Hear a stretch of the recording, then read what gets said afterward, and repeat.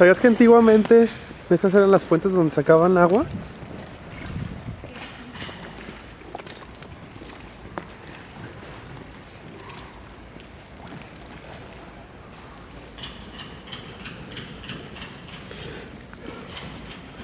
Y ahora están cerradas.